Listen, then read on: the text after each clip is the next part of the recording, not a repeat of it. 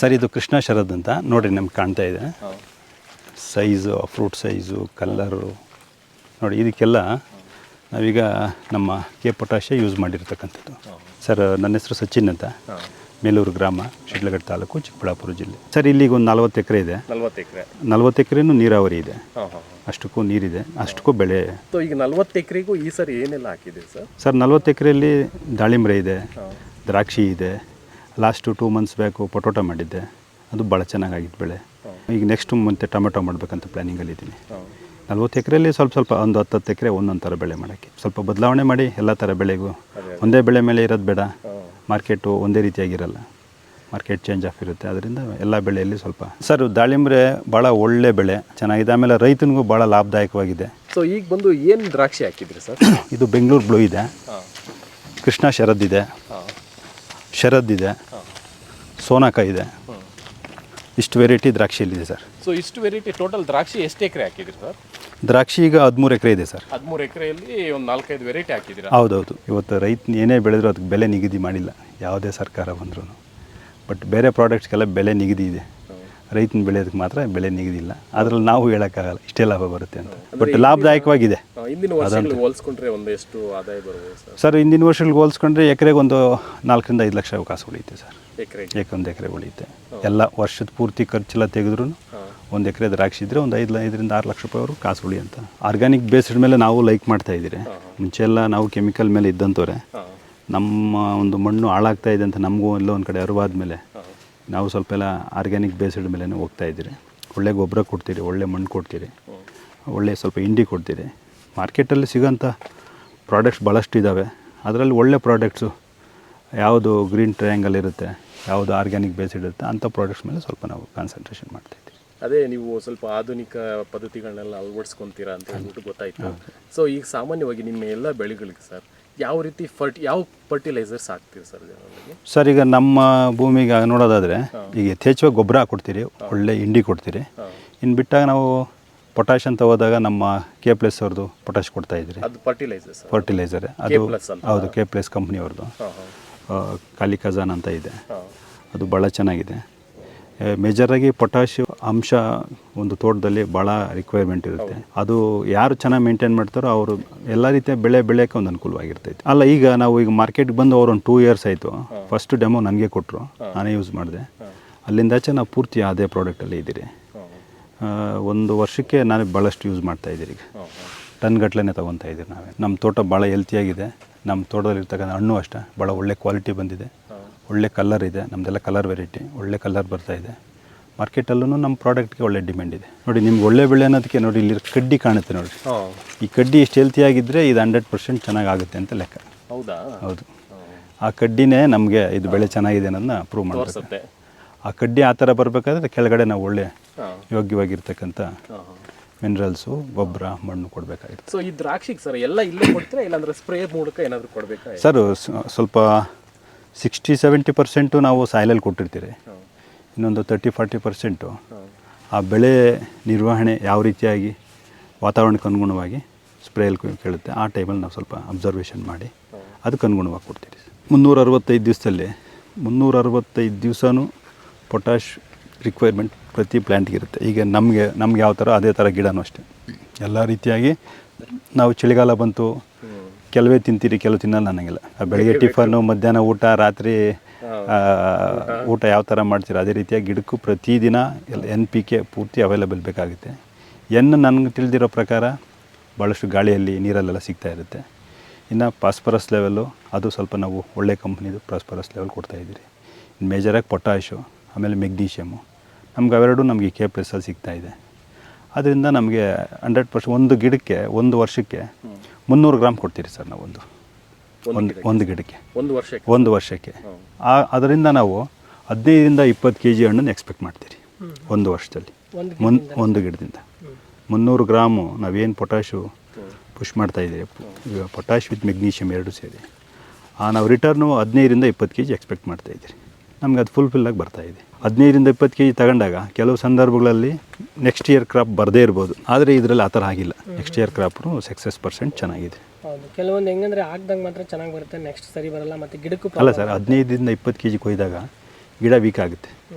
ಈಗ ನಾವು ಕೆಲಸ ಮಾಡಿ ಯಾವ ಥರ ಸುಸ್ತಾಗಿರ್ತೀರ ಅದೇ ಥರ ಅದು ಸ್ವಲ್ಪ ಸುಸ್ತಾಗುತ್ತೆ. ಅಂಥ ಸಂದರ್ಭದಲ್ಲಿ ರೆಸ್ಟ್ ಪೀರಿಯಡಲ್ಲಿ ಈ ಪೊಟ್ಯಾಷ್ ಲೆವೆಲ್ಲು ಸ್ಲೋ ರಿಲೀಸ್ ಆಗಿರೋದ್ರಿಂದ ನೀಟಾಗಿ ಅಪ್ಟೇಕ್ ಕೊಟ್ಟಾಗ ಹೆಲ್ತಿಯಾಗಿ ಗಿಡ ಅಪ್ಟೇಕ್ ಆಗ್ತಾಯಿದೆ. ಎಲ್ಲದಕ್ಕಿಂತ ಮುಖ್ಯವಾಗಿ ತೋಟದಲ್ಲಿ ಎರೆಹುಳ ಹಾಳಾಗಿಲ್ಲ, ಎರೆಹುಳ ಭಾಳ ಚೆನ್ನಾಗಿ ಮೇಂಟೈನ್ ಆಗಿದೆ. ಆ ಒಂದು ಪೊಟ್ಯಾಷ್ ಕೊಡೋದ್ರಿಂದ ಎರೆಹುಳನೂ ಚೆನ್ನಾಗಿದೆ. ನಮಗೆ ವರ್ಮಿ ಕಾಂಪೋಸ್ಟ್ ನಾವು ಬೇರೆ ಕಡೆಯಿಂದ ಕೂಡ ಅವಶ್ಯಕತೆ ಇರಲ್ಲ, ಅಲ್ಲೇ ಬೇಕಾದಷ್ಟು ರಿಲೀಸ್ ಆಗ್ತಾ ಇರ್ತದೆ. ಅದರಲ್ಲಿ ಹೈಲಿ ನಾವು ಕೊಡೋದಕ್ಕಿಂತ ಹೆಚ್ಚಿಗೆ ಇರ್ತದೆ ವರ್ಮಿ ಕಾಂಪೋಸ್ಟಲ್ಲಿ. ಅಲ್ವಾ ಸರ್, ಭೂಮಿ ಒಳ್ಳೆ ಫಲವತ್ತತೆ ಕಾಣಿಸ್ತಾ ಇದೆ ಅಲ್ವಾ? ಹೌದು, ಅದರಿಂದ ನಮಗೆ ಭಾಳ ಅನುಕೂಲ ಇದೆ ಅಂತ ನಾನು ಹೇಳೋಕ್ಕೆ ಇಷ್ಟಪಡ್ತೀನಿ. ಅಂದರೆ ಸರ್ ಅದು ಯಾವ ಥರ ಕೊಡ್ತೀರಾ? ಡೈರೆಕ್ಟಾಗಿ ಬುಡಕ್ಕೆ ಹಾಕ್ತೀರಾ ಅಥವಾ ನೀರಲ್ಲಿ ಮಿಕ್ಸ್ ಮಾಡಿ ಕೊಡ್ತೀರಾ? ಇಲ್ಲ, ಡೈರೆಕ್ಟಾಗಿ 2 ಹಂತದಲ್ಲಿ ಕೊಡ್ತೀವಿ ನಾವು. ಒಂದು ಹಂತದಲ್ಲಿ 150 ಗ್ರಾಮ್ ಗಿಡ ಪ್ರೂನಿಂಗ್ ಮಾಡೋಕ್ಕಿಂತ ಮುಂಚಿತವಾಗಿ, ಆಮೇಲೆ 3ರಿಂದ 4 ಸೈಜ್ ಬೇರೆ ಆಗುತ್ತೆ, 3 to 4 mm ಬೇರೆ ಅಂತ ಬರುತ್ತೆ. ಆ ಟೈಮಲ್ಲಿ ಒಂದು 150 ಗ್ರಾಮ್ ಕೊಡ್ತೀರಿ. 2 ಹಂತದಲ್ಲಿ ಕೊಟ್ಟಾಗ ವರ್ಷ ಪೂರ್ತಿ ನಮಗೆ ಪೊಟ್ಯಾಷ್ ರಿಕ್ವೈರ್ಮೆಂಟು ನಾಟ್ ನೆಸೆಸಿಟಿ ಅಂತ ಇರುತ್ತೆ. ಎರೆಹುಳ ಯಾರ ತೋಟದಲ್ಲಿರುತ್ತೋ ಅವ್ರ ತೋಟ ಆ ಹುಳನೇ ಕಾಪಾಡ್ತಾ ಇರ್ತದೆ. K+S ಅಲ್ಲಿ ಬೇರೆ ಅದು ಫರ್ಟಿಲೈಸರ್ ಬಿಟ್ಟು ಬೇರೆ ಏನಾದರೂ ಯೂಸ್ ಮಾಡಿದ್ದೀರಿ ಸರ್? ಬೇರೆ ಸರ್ ಇದೆ, ಯೂಸ್ ಮಾಡಿದ್ದೀರಿ. ಅವ್ರದ್ರಲ್ಲಿ 1261 ಯೂಸ್ ಮಾಡಿದ್ದೀರಿ, ಆಮೇಲೆ 19 ಯೂಸ್ ಮಾಡಿದ್ದೀರಿ. ಅವೆಲ್ಲ ಏನಕ್ಕೆ ಉಪಯೋಗ ಆಗುತ್ತೆ ಸರ್? ಮೈಕ್ರೋನ್ಯೂಟ್ರಿಯೆಂಟ್ಸ್ ಯೂಸ್ ಮಾಡಿದ್ದೀರಿ ಅವ್ರದ್ದು. ಸರ್ ಈಗ ಒಂದು ಅಡುಗೆ ಮಾಡಬೇಕಾದ್ರೆ ನಾವು ಏನೋ ಒಂದು ಅನ್ನ ಒಂದೇ ಹಾಕಿದರೆ ಆಗಲ್ಲ, ಅದಕ್ಕೆ ತಕ್ಕಂಗೆ ಸ್ವಲ್ಪ ಉಪ್ಪು ಹಾಕಬೇಕು, ನೀರು ಹಾಕಬೇಕು, ಅನ್ನ ಆಗುತ್ತೆ. ಸಾರು ಮಾಡಬೇಕಾದ್ರೆ ಅದಕ್ಕೂ ಅಷ್ಟೇ ಎಷ್ಟೋ ಒಂದು ಐಟಮ್ ಹಾಕಬೇಕಾಗುತ್ತೆ. ಅದೇ ರೀತಿಯಾಗಿ ಒಂದು ಬೆಳೆ ಬೆಳಿಬೇಕಾದ್ರೆ ಎಲ್ಲ ರೀತಿಯಾದಂಥ ಮೈಕ್ರೋನ್ಯೂಟ್ರಿಯೆಂಟ್ಸು, ಪ್ರೈಮರಿ, ಸೆಕೆಂಡ್ರಿ ನ್ಯೂಟ್ರಿಯೆಂಟ್ಸ್ ಎಲ್ಲ ಮ್ಯಾನೇಜ್ಮೆಂಟ್ ಮಾಡಿದಾಗಲೇ. ಆಮೇಲೆ ಫಂಗಲ್ ಡಿಸೀಸು ಯಾವುದು ಕೃಷ್ಣ ಶರದ್ ಅಂತ, ಇದು ಕಲರು ಜನರಲ್ ಬ್ಲ್ಯಾಕ್ ಬರುತ್ತೆ ಸರ್. ಇದೇನು ಸೀಡ್ ಇರುತ್ತಾ ಹೇಗೆ ಸರ್? ಇಲ್ಲ ಸರ್, ಸೀಡ್ಲೆಸ್ ಐತೆ. ಸೀಡ್ಲೆಸ್ಸಾ? ಇದರಲ್ಲಿ ಬೀಜ ಇರಲ್ಲ. 14th ಕ್ರಾಪ್ ಇದು. 14th crop? ಹೌದು, 14 ವರ್ಷ ಆಗಿದೆ ಗಿಡ ಹಾಕಿದ್ದು ನಾನು. ಪ್ರತಿ ವರ್ಷವೂ ಭಾಳ ಚೆನ್ನಾಗಿ ಬೆಳೆ ಬಂದಿದೆ. ಮಾರ್ಕೆಟಲ್ಲಿ ಒಳ್ಳೆ ಡಿಮ್ಯಾಂಡ್ ಇರುತ್ತೆ. ಎಲಾಂಗೇಟೆಡ್ ವೆರೈಟಿ ಇದು. ಸ್ವಲ್ಪ ವೆರಿ ಕ್ರಿಸ್ಪಿನೆಸ್ ಬೇರೆ ಇರುತ್ತೆ ಚೆನ್ನಾಗಿ. ತಿನ್ನಬೇಕಾದಾಗ ಒಳ್ಳೆ ಕ್ರಿಸ್ಪಿನೆಸ್ ಇರುತ್ತೆ. ತಿಂದಿವಲ್ಲ, ಅದು ಒಳ್ಳೆ ಟೇಸ್ಟಿ ಆಗಿದೆ. ಹೌದು. ಸೊ ಇದೆಲ್ಲ ಹೇಗೆ ಸರ್? ಲೋಕಲ್ ಮಾರ್ಕೆಟ್ ಹೋಗುತ್ತಾ ಬೇರೆ ಎಲ್ಲ? ಸರ್ ಇಲ್ಲ, ಇದು ಸ್ವಲ್ಪ ಈ ಅದರ್ ಸ್ಟೇಟ್ಸ್ಗೆ ಹೋಗುತ್ತೆ. ಕೇರಳ, ತಮಿಳ್ನಾಡು, ಆಂಧ್ರ ಈ ಕಡೆ ಸ್ವಲ್ಪ ಡಿಮ್ಯಾಂಡ್ ಇರುತ್ತೆ. ಬಟ್ ನಮ್ಮ ಬೆಂಗಳೂರಿಗೆ ಹೋಗುತ್ತೆ. ಬೆಂಗಳೂರಲ್ಲೂ ಸೇಲ್ಸ್ ಚೆನ್ನಾಗಿದೆ.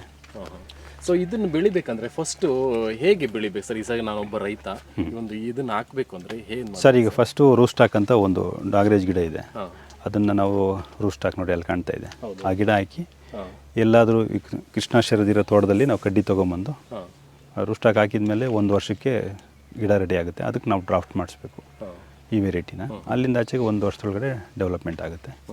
ಫರ್ದರ್ ನೆಕ್ಸ್ಟ್ ಇಯರಿಂದ ಕ್ರಾಪ್ ಸ್ಟಾರ್ಟ್ ಆಗುತ್ತೆ. ಅಂದರೆ ಫಸ್ಟ್ ಕ್ರಾಪ್ ಬರೋಕ್ಕೆ ಎಷ್ಟು ತಿಂಗಳು ಬೇಕು ಸರ್? 2 ವರ್ಷ ಬೇಕು. 2 ವರ್ಷ ಬೇಕು. 2 ವರ್ಷ ಬೇಕು ಸರ್. ಇದು ತೊಗೊಬೋದು 12ರಿಂದ 13 ಟನ್ವರೆಗೂ 1 ಎಕರೆಗೆ ತೊಗೊಬೋದು. ಇದು ಸ್ವಲ್ಪ ಸೆನ್ಸಿಟಿವ್ ವೆರೈಟಿ, ಸ್ವಲ್ಪ ಎಲಾಂಗೇಟೆಡ್ ಇರೋದ್ರಿಂದ 12ರಿಂದ 13 ಟನ್ ತೊಗೊಂಡ್ರೆ ಎವ್ರಿ ಇಯರ್ ಕ್ರಾಪ್ ಬರ್ತಾ ಇರುತ್ತೆ. ಮಾರ್ಕೆಟಲ್ಲಿ ಒಳ್ಳೆ ಮಾರ್ಕೆಟ್ ಡಿಮ್ಯಾಂಡ್ ಇದೆ, ಚೆನ್ನಾಗಿದೆ, ಮಾಡ್ಬೋದು ಸರ್, ತೊಂದರೆ ಇಲ್ಲ. ಇದು 1 ಎಕರೆ ಹಾಕಿದರೆ 1 ವರ್ಷಕ್ಕೆ ಒಂದು ಎಷ್ಟಂತ ಆದಾಯ ಮಾಡ್ಬೋದು ಸರ್? ಸರ್ ಮಾಡ್ಬೋದು ಸರ್, ಒಂದು 10 ಲಕ್ಷದವರೆಗೂ ಬರುತ್ತೆ. ಅದರಲ್ಲಿ ನಮಗೆ ಒಂದು 5 ಲಕ್ಷ ಖರ್ಚು ಹೋದ್ರೆ ಎಕರೆಗೆ ಒಂದು 5 ಲಕ್ಷ ಕಾಸು ಉಳಿಯುತ್ತೆ ಸರ್. 100%. 1 ಎಕರೆಗೆ ಎಷ್ಟು ಗಿಡ ಬೇಕಾಗುತ್ತೆ ಸರ್? ಸರ್ ಇದೊಂದು 750ರಿಂದ 800 ಗಿಡ ಬೀಳುತ್ತೆ ಸರ್ 1 ಎಕರೆಗೆ. ಈಗ ಸ್ಟಾರ್ಟಿಂಗ್ ಸರ್ ಇದನ್ನು ಗಿಡ ನಾಟಿ ಮಾಡಬೇಕು ಅಂದರೆ ಎಷ್ಟೆಲ್ಲ ಖರ್ಚಾಗುತ್ತೆ? ಕಲ್ಕಂಬದಿಂದ ಹಿಡಿದು ತಂತಿ ಸರ್ ಬೇಕು. ಈಗ ಒಂದು ನೀವು ಗಿಡ ನಾಟಿ ಮಾಡಿ ಫಸ್ಟ್ ಕ್ರಾಪ್ ತಗೊಂಡು ಒಳಗಡೆ ಎಕರೆಗೆ ಒಂದು 5ರಿಂದ 6 ಲಕ್ಷ ಖರ್ಚು ಬರುತ್ತೆ. ಅದೇ ಸರ್, ಈಗ ದ್ರಾಕ್ಷಿ ಅಂತಂದರೆ ಕೆಲವೊಬ್ರು ಇದಕ್ಕೆ ಕೆಮಿಕಲ್ ಜಾಸ್ತಿ ಹೊಡಿತಾರಪ್ಪ, ಅದು ನಿಜನೇ ನೀವು ಹೇಳ್ತಾ ಇರೋ ಮಾತು 100% ನಿಜ. ಈಗ ನಾನೇ ನಮ್ಮ ತೋಟದಲ್ಲಿ ನನ್ನ ಮಗನ ಕರ್ಕೊಂಬಂದು ಹಣ್ಣು ತಿನ್ನು ಮಗನೇ ಅಂತ ಹೇಳೋ ಪರಿಸ್ಥಿತಿಯಲ್ಲಿ ಇಲ್ಲ. ನಾವೀಗ ಒಂದು 4-5 ವರ್ಷದಿಂದ ಅದನ್ನೆಲ್ಲ ಸ್ವಲ್ಪ ಅಬ್ಸರ್ವೇಷನ್ ಮಾಡಿ ಈಗೆಲ್ಲ ಭಾಳಷ್ಟು ಬದಲಾವಣೆ ಮಾಡ್ಕೊಂಡಿದ್ದೀನಿ. ಈಗ ಧೈರ್ಯವಾಗಿ ನಾನೇ ಕಿತ್ತು ಕೊಡ್ತೀನಿ, ಬೇಕಾದ್ರೆ ನಾನೇ ಕಿತ್ತು ನೀನು ತಿನ್ನು ಮಗನೇ ಅಂತ ಕೊಡ್ಬೋದು.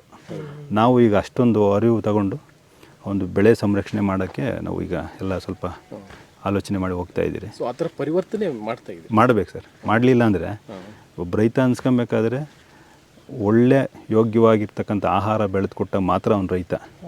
ನಮ್ಗೆ ದುಡ್ಡು ಬರಲಿ, ಯಾರೇನಾದರೂ ಹಾಳಾಗೋಗಲಿ, ನಾನೇನೋ ಒಂದು ಮಾರ್ಕೆಟಲ್ಲಿ ಯಾವುದೋ ಒಂದು ಲೋಕಲ್ ಔಷಧಿ ಸಿಗುತ್ತೆ ತಗೊಂಬಂದು ಸಿಂಪಡಣೆ ಮಾಡಿಬಿಟ್ಟು ಮಾಗಿಸ್ಬಿಟ್ಟು ನಾನು ಮಾರಿಬಿಟ್ರೆ ಸಾಕು ಅನ್ನೋ ಅವ್ನು ರೈತ ಆಗಲ್ಲ, ಅವನು ಕಟ್ಕ ಆಗ್ತಾನೆ ಅಂತ ನಾನು ಹೇಳೋಕ್ಕೆ ಇಷ್ಟ. ಯಾಕಂದರೆ ಪ್ರತಿಯೊಂದು ಹೋಗೋದು ರೈತ 100%. ಇವತ್ತು ಏನು ಈಗ ಹಾಸ್ಪಿಟ್ಲಲ್ಲಿ ಜನ ಬಳಲ್ತಾ ಇದ್ದಾರೆ ಅಂದರೆ ಫಸ್ಟ್ ಪಾಯಿಂಟು ನಾವು ತಿಂತಾ ಇರ್ತಕ್ಕಂಥ ಫುಡ್ ಸಿಸ್ಟಮ್ಮು ಸರಿ ಇಲ್ಲ. ಸ್ವಲ್ಪ ರೈತರಲ್ಲಿ ದಯವಿಟ್ಟು ನಂದೊಂದು ಮನವಿ, ಯೋಗ್ಯವಾಗಿರ್ತಕ್ಕಂಥ ಸಿಂಪಡಣೆ ಮಾಡಿ, ಸ್ವಲ್ಪ ಮುಂಜಾಗ್ರತೆಯಾಗಿ ನಾಲೆಜ್ ತಗೊಂಡು ಒಳ್ಳೆ ಔಷಧಿ ಸಿಂಪಡಣೆ ಮಾಡಿ ಒಳ್ಳೆ ಬೆಳೆದು ನಾವು ಮಾರ್ಕೆಟಲ್ಲಿ ಕೊಡಬೇಕು ಅನ್ನೋದು.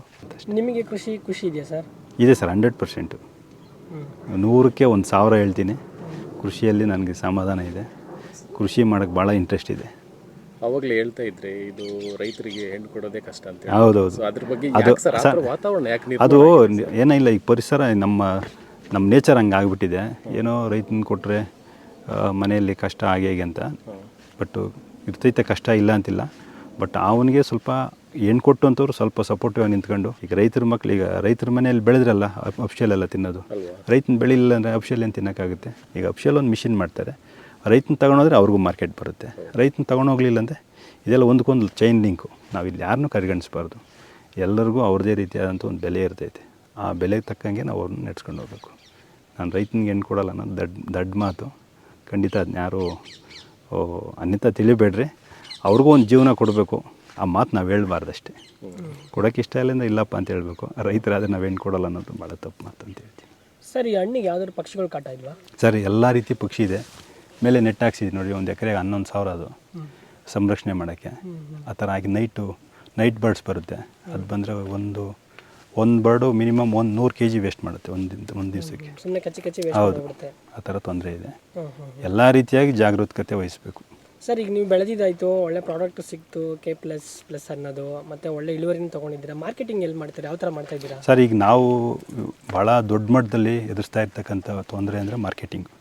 ಇವತ್ತು ರೈತನ ಬೆಳೆದಿರ್ತಕ್ಕಂಥದ್ದು ಒಳ್ಳೆ ನಿಗದಿತ ಬೆಲೆ ಇಲ್ಲ. ಆಮೇಲೆ ಅದನ್ನ ಮಾರೋಕ್ಕೆ ಒಳ್ಳೆ ಜಾಗ ಇಲ್ಲ. ಯಾರೋ ಬ್ರೋಕರ್ಸ್ ಬರ್ತಾರೆ, ಇವತ್ತು ಇಲ್ಲಿ ದ್ರಾಕ್ಷಿ ಹಣ್ಣು 100 ರೂಪಾಯಿ ತಗೊಂಡಿದ್ದಾರೆ, ಅಲ್ಲಿ ಮಾರೋ 200 ರೂಪಾಯಿ ಮಾಡ್ತಾಯಿದ್ದಾರೆ. ಪಾಪ ತಿನ್ನೋರ್ಗೂ ಕಷ್ಟನೇ, ಗ್ರಾಹಕರಿಗೂ ಕಷ್ಟ 200 ರೂಪಾಯಿ. ಈಗ ನಮ್ಮ ಕಡೆಯಿಂದನೇ ಸರ್ಕಾರ ಇದಕ್ಕೆ ಎಂಟ್ರಿ ಆಗಿ 100 ರೂಪಾಯಿಗೆ ಪರ್ಚೇಸ್ ಮಾಡಿ 130 ರೂಪಾಯಿಗೆ ಸರ್ಕಾರ ಮಾರ್ಬೋದು. 30 ರೂಪಾಯಿ ಲಾಭ ಇಟ್ಕೊಂಡು ಅವು ಗ್ರಾಹಕರಿಗೂ ಅನುಕೂಲ, ರೈತರಿಗೂ ಅನುಕೂಲ. ಈ ಮಧ್ಯದಲ್ಲಿ ದಳ್ಳಾಳಿಗಳಿಗೆ ಅವಳಿ ಭಾಳ ಇದೆ. ಈ ಸರ್ಕಾರ ಏನಾದರೂ ರೈತರಿಗೆ ಏನಾದರೂ ಒಂದು ಒಳ್ಳೇದು ಮಾಡ್ತೀನಿ ಅನ್ನೋದಾದರೆ ನಂದೊಂದು ಸಜೆಷನ್ ಎಲ್ಲ ರಿಕ್ವೆಸ್ಟ್ ಅಂತ ಹೇಳ್ತೀನಿ. ಸಬ್ಸಿಡಿ ಎಲ್ಲ ದಯವಿಟ್ಟು ಏನು ಕೊಡಬೇಡ್ರಿ. ನೀವು ಕೊಡೋದೇ ಆದರೆ ಮಾರ್ಕೆಟಿಂಗ್ ದಾರಿ ತೋರಿಸ್ಕೊಡ್ರಿ, ಅದಕ್ಕೊಂದು ಬೆಲೆ ನಿಗದಿ ಮಾಡಿರಿ. ಅದಕ್ಕನುಗುಣವಾಗಿ ರೈತನ ಬೆಳೆ ಅಂತ ಮಾರ್ಗದರ್ಶನ ಕೊಟ್ಟರೆ ಸಾಕು. 100% ರೈತ ಸಕ್ಸಸ್ ಆಗ್ತಾನೆ, ದೇಶನೂ ಮುಂದುವರಿಯುತ್ತೆ. ಗಾಂಧೀಜಿಯವ್ರ ಕನಸು ನನಸಾಗುತ್ತೆ.